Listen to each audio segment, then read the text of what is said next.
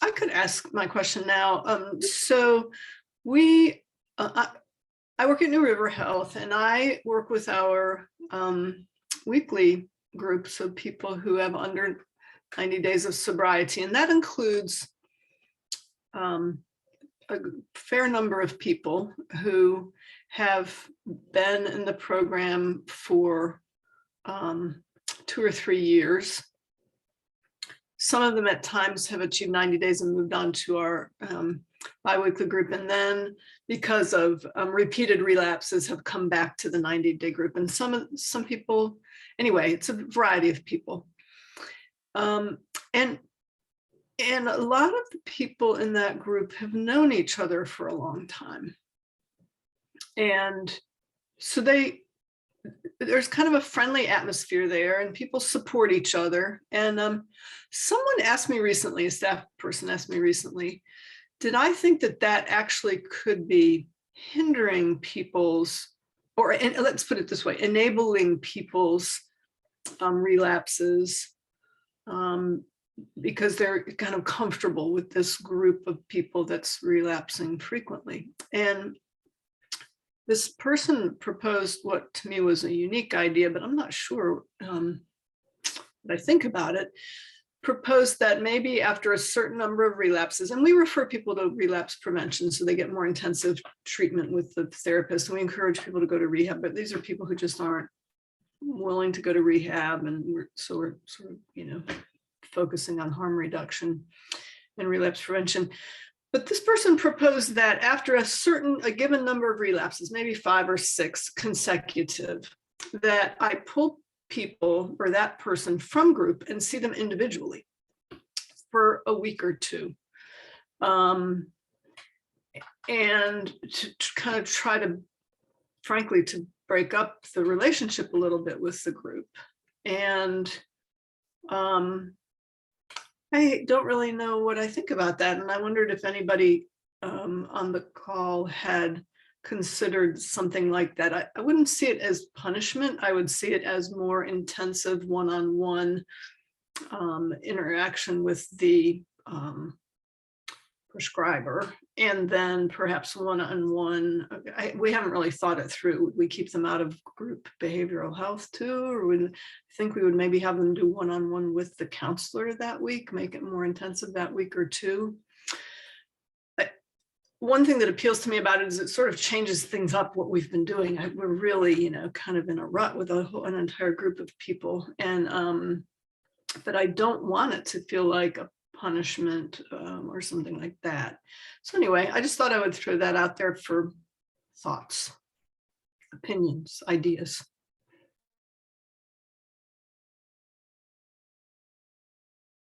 Anyone is, you can talk, anyone's able to talk, chat in, or ask any other kind of questions if you need to.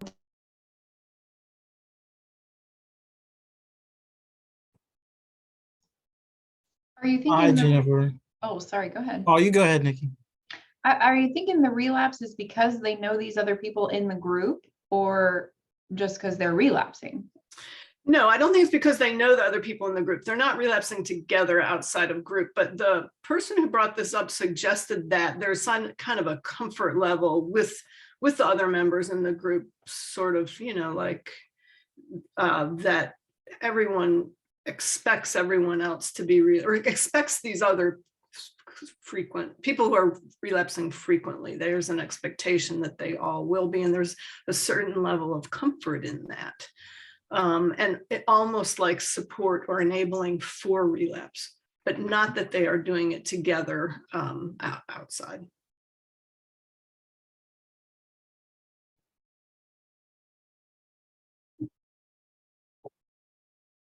I was just going to say, we see patients individually for a myriad of reasons, but to your point, I kind of came at the tail end of it. There's a lot of folks that do better at one-on-one versus in a group setting. So I think there is some value to that, to your point, if you have the bandwidth and providers to see that person individually. And that's the other aspect of it. Up here in Chestnut Ridge, I know we have more providers to do that. But like I said, there are patients that struggle, at least I've seen, in a group context and do a lot better individually, one-on-one provider as well as individual therapy. So there's definitely some value to it, to your point. And Jennifer, what I hear describing is kind of like a group culture that has evolved around acceptance of relapse, because often we'll hear from group members, one of the things that stopped me from using was there's no way I can go back to the group and tell them, I relapsed, because that's like their accountability folks, and they don't want to disappoint the group or the providers, and that has somehow gone missing because this group has been together for so long. Although I agree with Jordan, like there's always a benefit for seeing people individually to dig a little deeper into what's going on. But it almost sounds like the group culture is part of what may not be working, especially if people don't seem to graduate from this group. Is that right? There's a subset who's not graduating. And I think you hit the nail on the head that there's sort of a group culture with that subset of people that have been there for a long time. now, if they do see some people coming and going, that's of value because they see people moving on and getting better, or people not getting better, depending on Right. why they're coming and going. And I think that movement can be helpful in terms of stimulating motivation. Someone else just unmuted though, or no, someone put something in the chat. So Nikki put, I agree with that. I do that as well. I see some folks individually as needed. Yeah, and that can help to better understand what the kind of chronic relapsing process may be about, that they may or may not be talking about in group.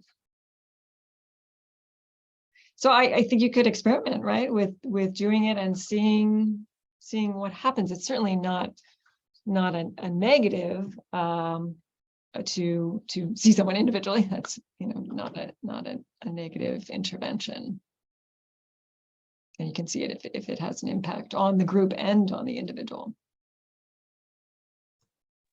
Well, I also want to bring up one other thing. We have a provider in this office who always sees everybody individually. So we'll, the whole group is in there and then they pull them out one at a time to do their particular part. And then the therapy piece happens as a full group. But they always see everybody individually. So they don't ever have that opportunity to discuss like, what is the relapse that I've had just now with the whole group. So Interesting. I don't do it that way, but that's how they do it. Excellent. Thank you so much for that feedback. Any other questions, Jennifer, or anybody else? No, I really appreciate the thoughts, guys. Thank you. And of course, can chat in more thoughts as the session goes or questions. All right, I'll turn things over to Laura and she will go ahead and present her didactic for us. Hey everyone, good to see you. I realized I should have in advance asked Elizabeth to do a poll because I am curious. This is going to be a talk on teletherapy, and I am curious to see how many people are actually doing teletherapy. So people could do a show of, Mitra says yes. So people could do like a show of hands and I could quickly do if people know how to like put their yellow hand up or their other colored hand up. I'm just curious as to how many people are still doing teletherapy.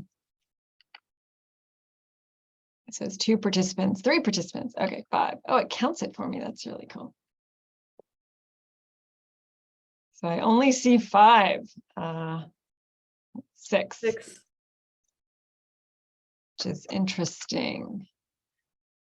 So people can do their hands as I'm getting myself organized here. All right, 7. So we are going to talk about teletherapy today and kind of the ethical considerations of teletherapy. So we'll go over a few things. Whoops, sorry.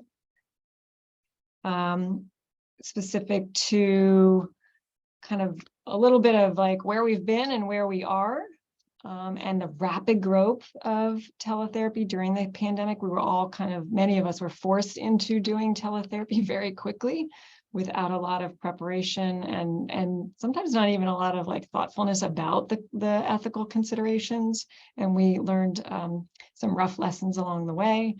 We'll take a look at the evidence. I'm not going to go over the studies in great detail, but they are included in the references, and so people can look at them. There's been about, some pretty rigorous study for the past 25 years looking at teletherapy and then the clinical application. So I'm calling this pearls and pitfalls of teletherapy and the ethical considerations and how to mitigate some of the problems that can arise. So this a very brief history for those of you who have been in the field a long time. The concept of teletherapy really began with hotlines, and this was in the 1960s where there were suicide hotlines and different kinds of hotlines. And then as the internet came online in the 80s and 90s, we saw chat forums really popping up, and this was the beginnings of kind of group-based interventions. And our first cyber counseling therapy practice emerged in 1995. So that seems like a really long time ago in some ways. And then Talkspace then really led the charge in 2012.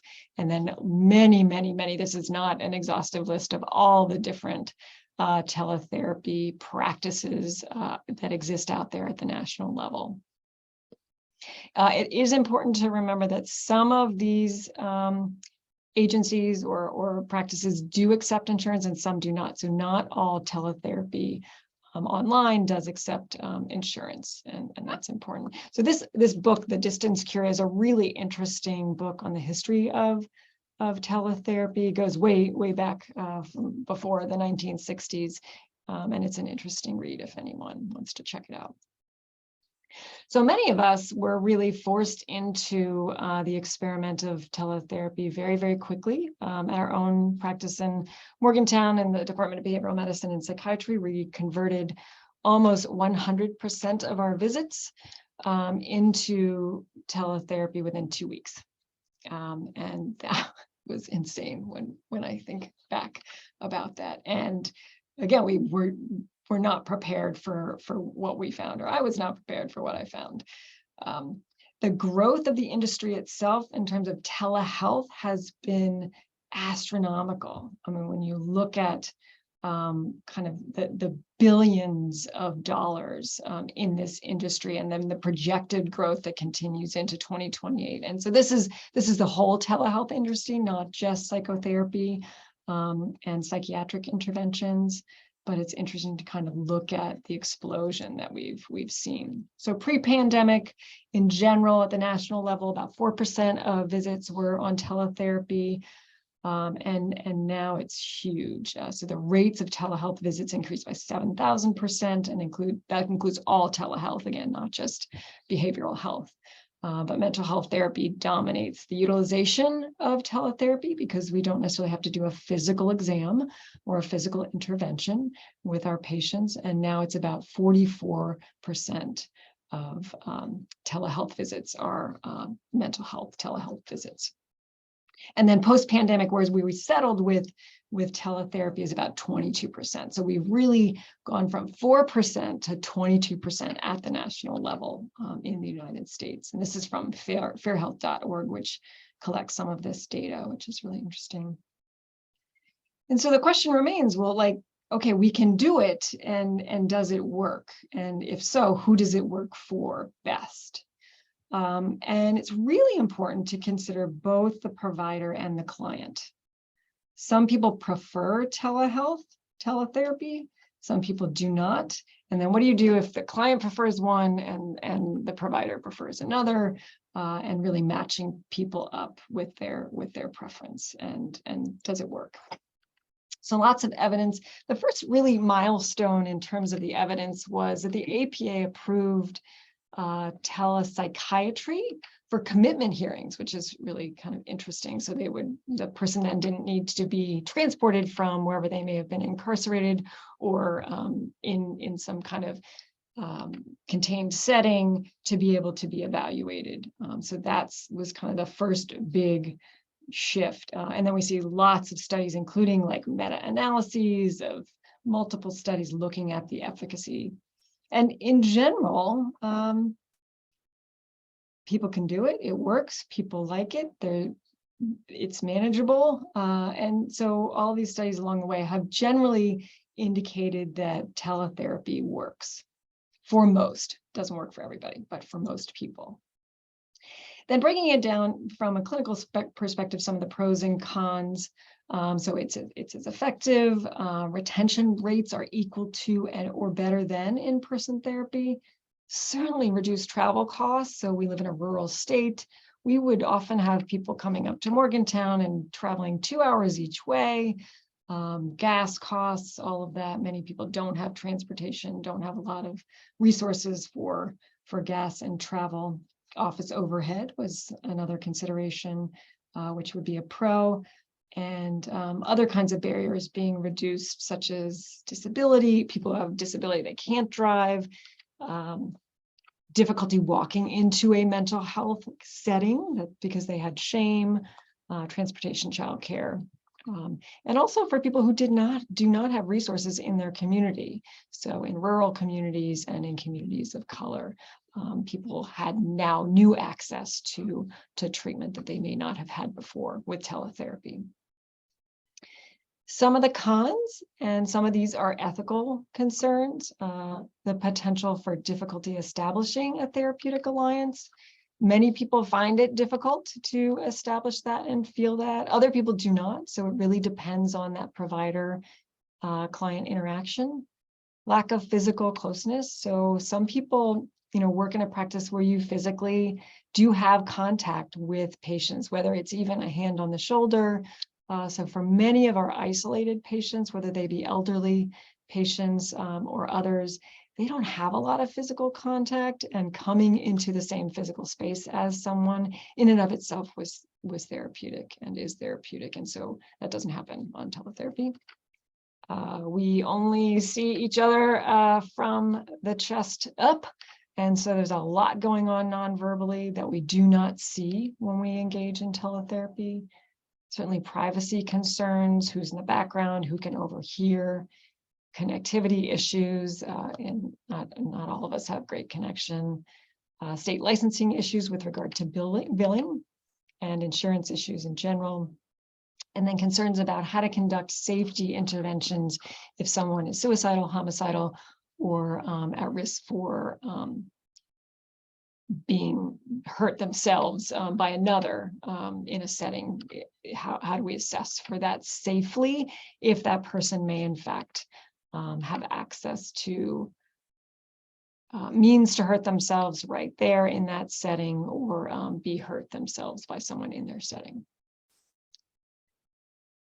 So that's kind of the broad overview. So when we think about which one of those are ethical pitfalls, and how can we mitigate those, I want to just quickly review the ethics. So for those of you who are social workers on this, just a review of the ethical principles. So service, social justice, dignity, and worth of person, importance of human relationships, integrity, and competence are social work principles. And so if we are engaging in an activity or an interaction, a therapeutic interaction that violates one of these, that is an ethical dilemma and something we need to take to supervision. So just to review kind of for medical ethical principles and what ASAM says are their ethical principles. These are some examples of those. And then for nursing, also similar to the medical ones. So autonomy, justice, fidelity, beneficence, and non-malfeasance, which probably sound familiar to many of you. And I don't have them for everybody, but you guys, there's usually a lot of overlap between the principles. And so just again, defining how do we know when we're engaged in an ethical dilemma or we're facing an ethical dilemma?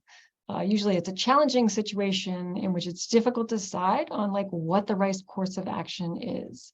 You can sort of argue both sides in terms of harm or doing no harm. And often there are things at odds with each other. So if I decide to do this, this will be a problem. And if I decide to do this, this will be a problem. And there's no clear right answer. And can involve conflicting principles. And often when two or more ethical principles oppose each other, then that can make it difficult to make a decision. So just applying this to the different modalities, and I'm just going to talk about individual and group therapy. So there's some real benefits to individual therapy on tele. One of the things I got to see, I didn't put a bunch of pets in here, but I got to see everybody's pets, right? And I got to see their physical setting, which was really interesting information. So I don't get to see anything below their chest, but I get to see a whole bunch of other stuff, which is not necessarily nonverbal communication, but tells me a lot about the setting in which they may be living, their physical environment, which can be important.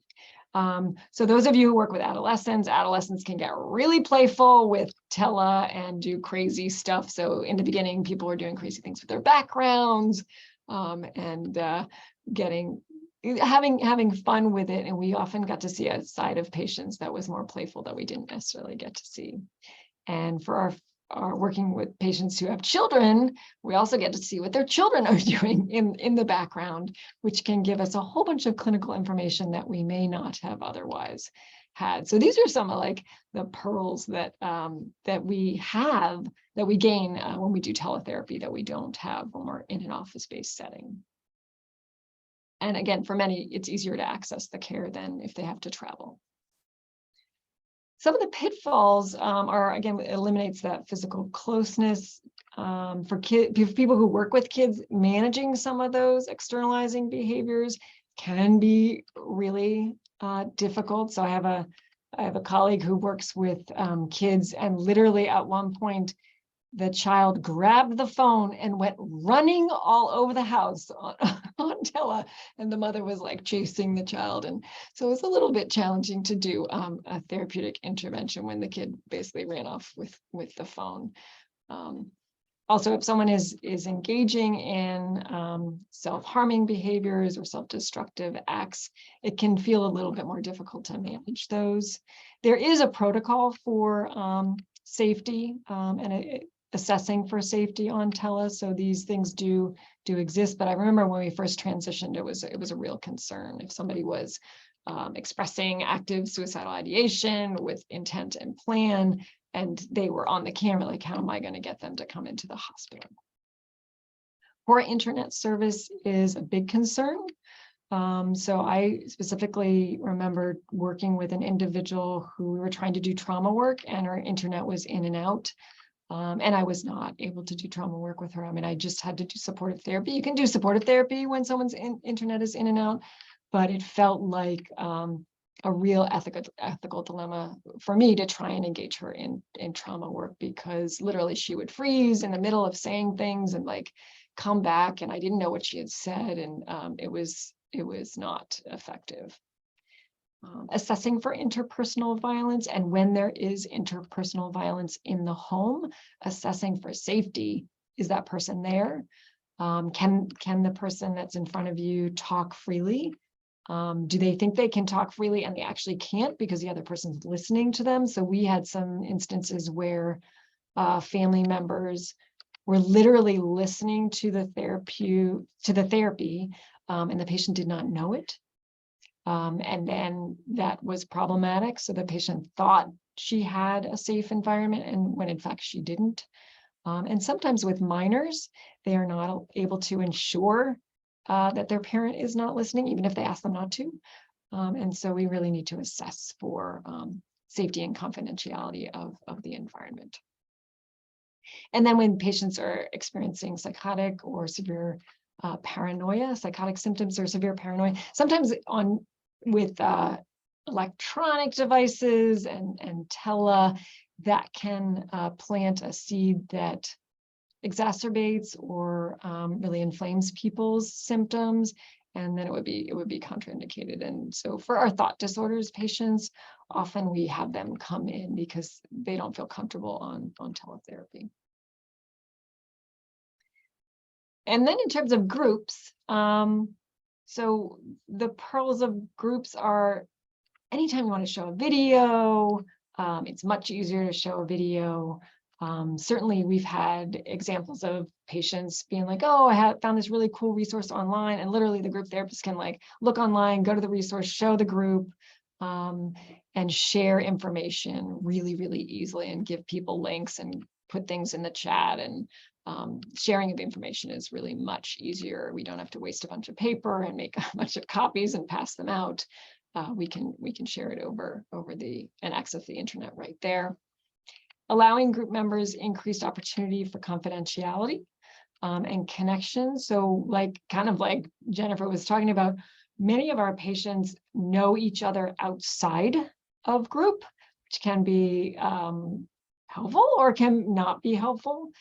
So we can actually create groups where they don't have to be in group with those folks, because we can pull from a much larger geographic kind of demographic. And so it's not as limited in terms of people being in group with a whole bunch of people they know from their community, which can be, a deterrent to coming into treatment and problematic once in treatment. And it can allow members to be seen at the right level of care. So we used to have patients could only make it up here once a month because they only had gas money once a month, or they only had a ride once a month. And this way I can see someone weekly because they don't have to travel. And so I don't have to underdose them for the level of care that they need and the frequency. So some pitfalls to group, and you guys may have some stories. So again, eliminates physical closeness, which can be problematic. We had lots of exciting, inappropriate things happen on group teletherapy. So people would do crazy things in their backgrounds, inappropriate things in their backgrounds, not be dressed appropriately. Sometimes people would just disappear from the camera and you didn't know where they went, and you're trying to bring them back to group and you can't, or they would turn off their camera and be non-responsive. Certainly failures of technology, lack of privacy, their screen freezing, so internet issues, lots of distractions. So people can, be, anyone seen anyone in group like this, the entire group, they're looking at their phone, or you see slight flashes reflecting in their eyes and they're watching television while they're in group. I mean, we can sort of tell when people are paying attention, but it's a little more difficult, and there are lots of distractions when people are joining from home. Managing intoxicated patients. So we have had patients who become semi-conscious while in group, and we need to remove them, but then we need to do a safety check. And so that was a little bit more difficult. I mean, when we were in person, we would have to physically remove them from group, but it was a little bit easier to ensure their safety once we got them one-on-one outside of group. But it would take more manpower to do that. And then difficulty engaging people. Again, not everybody feels connected on video. So we've had people joining from all kinds of interesting places, including I had one person join in the pharmacy, going to pick up his prescription. He was literally like at the pharmacy counter. I'm like, where are you and what are you doing? He's like, oh, I'm at the pharmacy. No. Or driving a car or in a moving car with other people. So these are all concerns. Anybody have any good ones to share? Any ethical issues with individual or group? Yeah, so I'm in chat. Shower. Somebody said they have to add a policy language to be clothed following a few incidents. Walmart, Lowe's, and you can unmute too and discuss this, of course. Yes. Walmart, yeah, that's probably a common one. And I think it really impairs our ability to ask people to be singularly focused. So one of the recovery tools that we teach people is like to be in the present moment. And to do that, it helps to cut down distractions. And when people have lots of things in their background, it's difficult to do that. So it's just more challenging in that way. With regard to substance use treatment, doing in-person drug screens can be a challenge if people live far away. So it can just, as a result, happen less frequently. We have started using oral swabs. Some people have probably started using those as well, or we've had people go to their local kind of hospital or clinic so that they can get a screen more locally. I know some practices do like a mail-in thing. I think that's hard, you know, to ensure whose urine you're actually getting if people are not being completely honest in their recovery. So these are some of the ethical challenges. And so how do we strategically kind of reduce these challenges to avoid you know, situations that are not therapeutic? It's always good to have kind of a screening process. Not everyone is appropriate for teletherapy.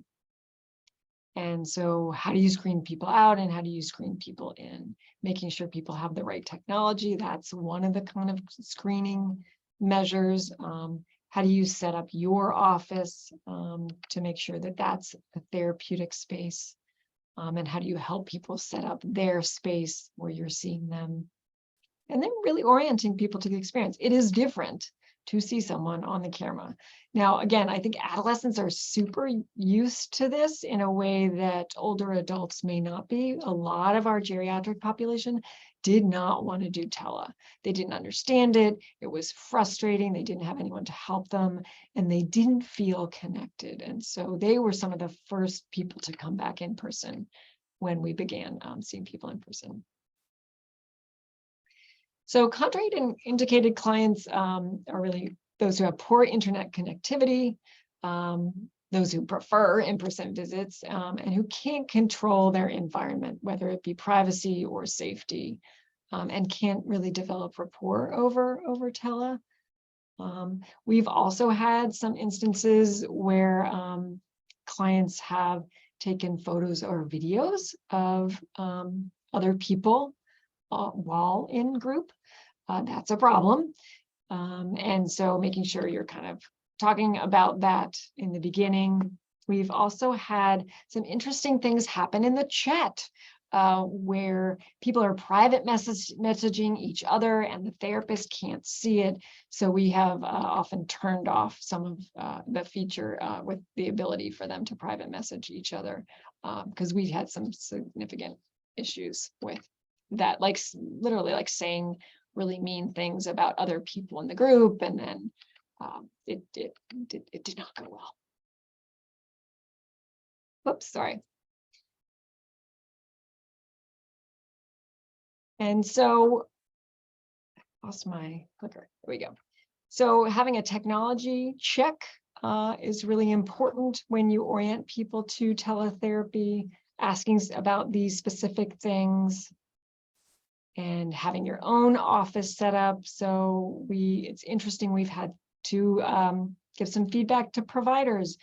Do not meet with your client and have like an unmade bed and a whole bunch of like dirty dishes behind you. That's not a therapeutic environment. You want to like have a therapeutic environment for the space that the client can see. And I remember in the beginning, I was like, where do I look? Do I look at myself? Do I look at the camera? What makes the client feel like I'm looking into their eyes? And that you know, took a while to figure out. And then just making sure all of the audio and technical stuff is set up for you and for the client. So orienting people is important, acknowledging this is different, hopefully having the option of coming in if they don't like how it feels on tele. Use of tobacco products is another. We had the other month we had an individual who clearly wasn't prepped very well for group show up to group drinking a beer. And we're like, oh, okay. And he's like, well, I didn't know I couldn't drink a beer because I'm in treatment for other substances. And we're like, all right, we did not do a good job preparing this person for a group. So preparation is really important, and then reminding people along the way, because people don't always remember what the general guidelines are. Keeping your camera on is one, and not like leaving the space. And if you have to go to the bathroom, putting that in the chat. So we have some general guidelines around that. It's a little bit easier to manage smaller groups, 8 to 10 versus larger groups. And then planning for problems, like there will be problems. So at some point, if you run a substance use disorder group, you will have a patient showing up who doesn't look well, or who looks intoxicated, and just having kind of a plan for how to manage that. Also, how to manage no-shows and cancellations for patients, especially, do they still get charged? Do they not get charged? How are they supposed to cancel? And problem-solving technical issues. Some people in private practice, I know, allow their sessions to be recorded. We in a clinic setting, we obviously do not, but that is something that some clients will go back and watch the recordings of their sessions. So it's not that that's never possible, but we always want to know if we are being recorded, and we typically assure patients that they are not, unless they sign something where they agree to be recorded. And we always want to know where the patient is located and who is in their general vicinity.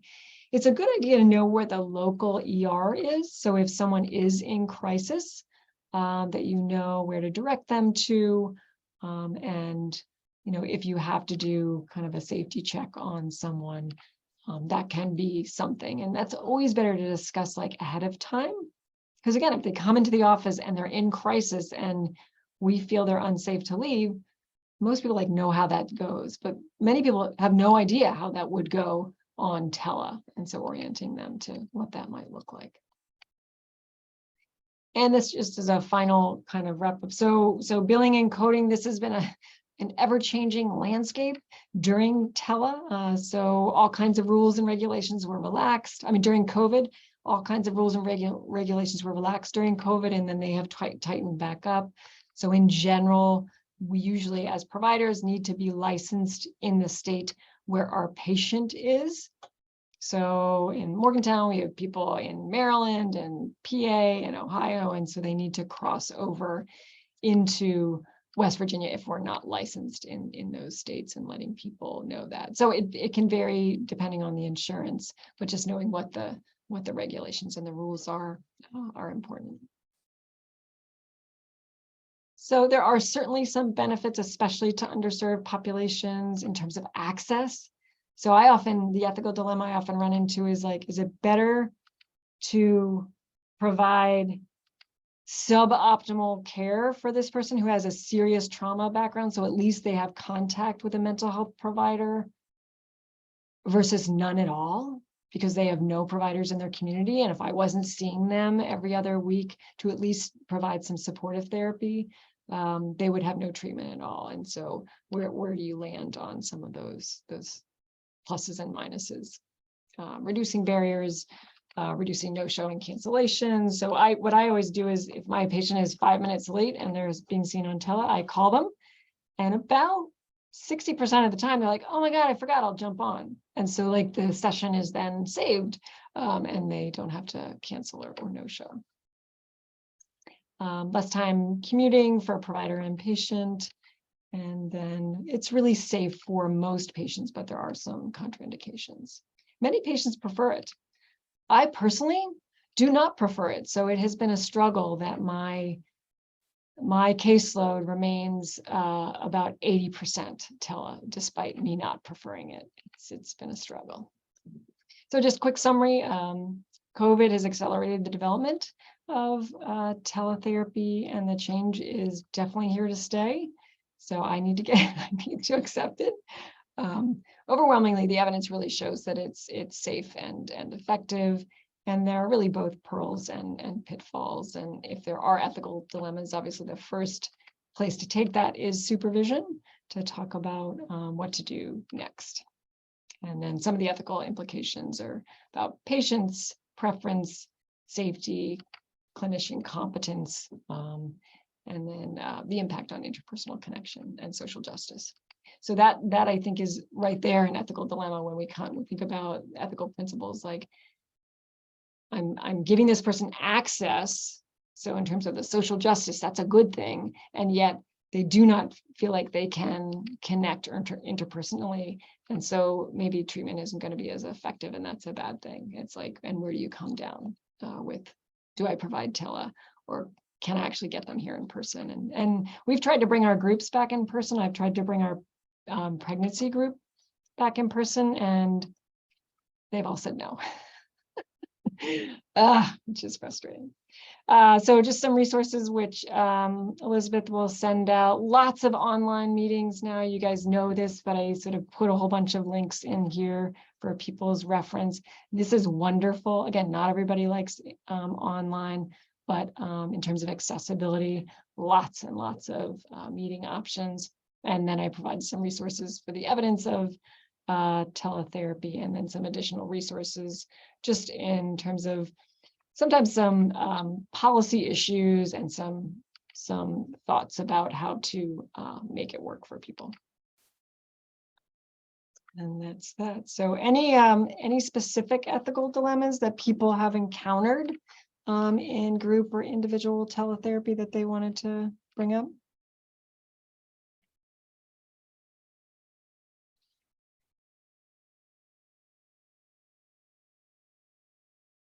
Feel free to raise hand, unmute, just speak. Thank you so much for that presentation, Laura. And I think it's an adjustment in many workplaces of how to go back to whatever normalcy might look like. So like on my end, for Mitras, we do everything virtually and we like it, but I know I do miss people too. So it's weird.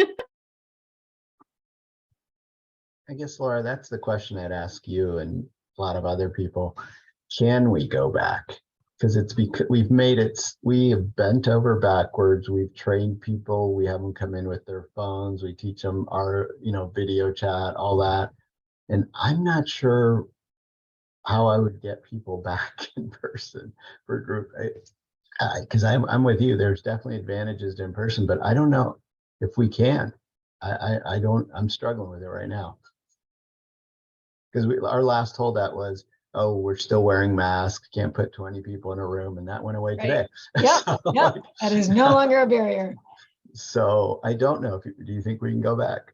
So I don't think we ever go back to the way it was, right? So we are forever changed by the COVID-19 pandemic. But where do we land? I think that still remains to be seen. So a lot of people, actually the majority of people here today are doing in person, is what it looked like.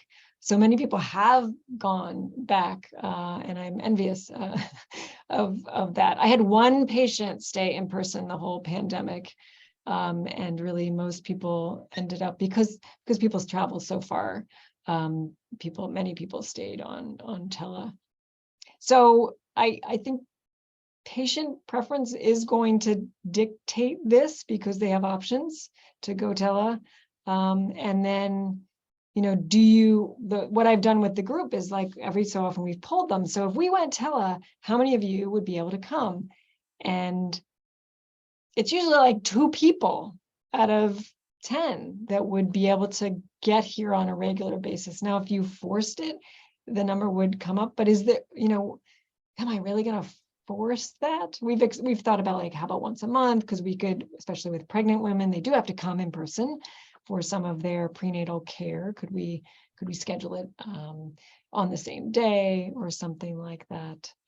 People have to come in person for some urine drug screens.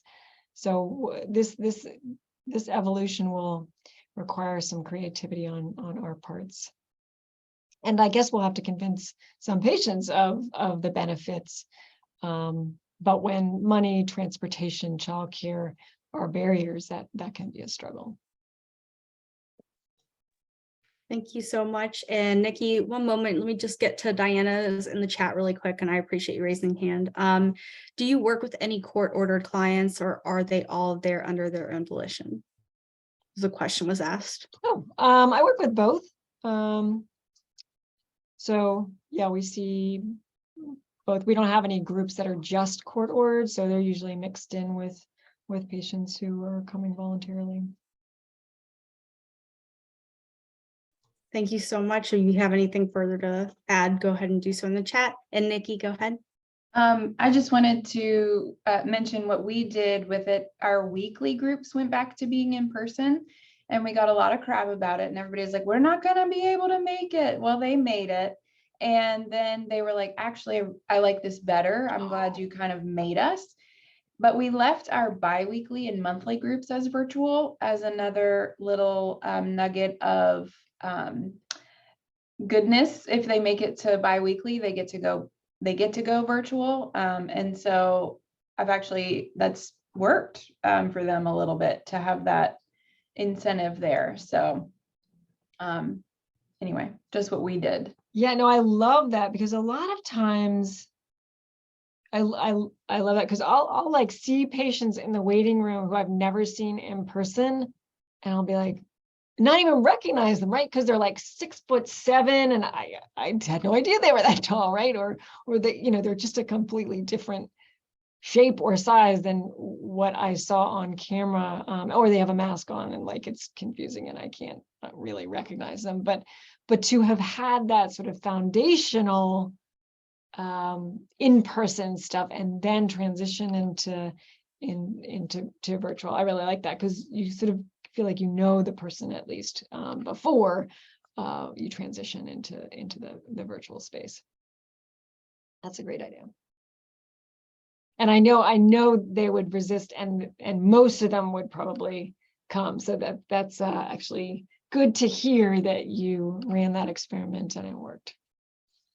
Did you feel like you lost anybody? Not really, maybe a couple, like literally 2 out of the 4 groups of 12. Wow. And they just went to other programs that offered virtual, and we were like, okay, great, that's fine. Okay. So it worked out. Thank you so much. That's great, Nikki. And does anybody else have any other stories or incentives, like free cookies? I don't know, if you come in person. That would incentivize me.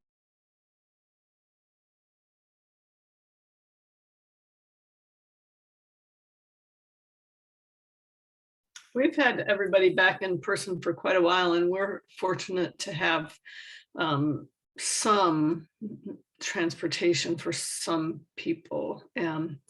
So that helps. And people were pretty happy to be back in person. So I can't even remember if they complained that we were going back. We just said, okay, we're in person now. And we came back. We came back in person. And for a long time required masks and 6 feet of distance. And then things gradually got more or less restrictive, although at times we have everybody mask up if one person is sick or one person is uncomfortable, or so it's worked out pretty well. Group it drove me crazy to do group online, and I think back, I started prescribing Suboxone and working in our MAT program in February of 2020. And I didn't know the patients, I didn't know the drug, I didn't know group. And then we went to virtual and I was like, what is happening here? So I've never been so happy to have it move closer to normal, or come closer to familiar. I must say, sometimes if anyone does family therapy, I didn't cover that in the presentation, but there are some real benefits because you can include family members from all over the world. So we have a multi-family group as part of our IOP, and we've had individuals join from all over the country and even from South America. And so that was wonderful. That was one of the times I was really grateful that we had this option, because we can, the reach is pretty great. And the family members didn't have to be in the state because we didn't bill them directly. It was just the patient. So we were able to incorporate them. That's awesome. Thank you so much. So, and no other ethical dilemmas that people have wanted to raise? Well, what about when your patient lies to you what state they're in? You know, because we're going to be facing, that's already come through. They were used to, we were seeing them in different states, and now they're not. And the other issue is going to come up with this too, and it's a cost issue. I mean, for patients driving, and that's the other ethical issue. And we are facing with, again, the expiration of the pandemic or whenever that ends, we're going to have patients losing Medicaid, or having to reapply and not getting it and all that. So it's going to be harder financially for some of them to get treatment that they've been getting over these last 3 years. Not whether virtual or not, but being, in person may add another burden on top of that. Or, if we're seeing them every week for a year because they can't graduate beyond that, there's some serious financial barriers in doing what we do. And I think it's going to be really difficult for all of us if that comes to pass. How do we take care of those patients that can't afford to see us anymore? Yeah, I know with some patients, we have tried to find local resources in their own state, and really supported a transition of care with bridge scripts and as best that we could. So we have had to do that with some people, but the Medicaid issue in terms of loss of insurance will be a different kind of challenge. So we used to have many more people paying self-pay, sliding scale out of pocket, and we probably have to go back to that. Thank you for that.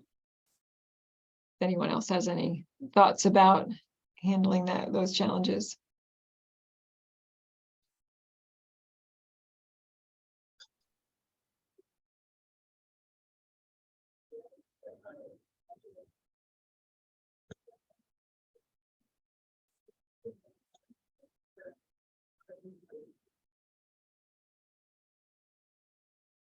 All right. If there aren't any other comments or questions, again, we just want to thank you, Laura, for this, and thank you for those that chimed in and shared their experiences or questions that they might have had. I only have one announcement, and it's just that the session on the 27th is now going to be focused on the X waiver requirements. So that should be a good one. We're going to have a panel, and then we'll have time for discussion after. So if you have any questions, start thinking about them, jot them down, and have them prepared. So that'll be on the 27th. And other than that, that's all I have. So we really appreciate your time. Thank you, everyone. Thanks, everyone.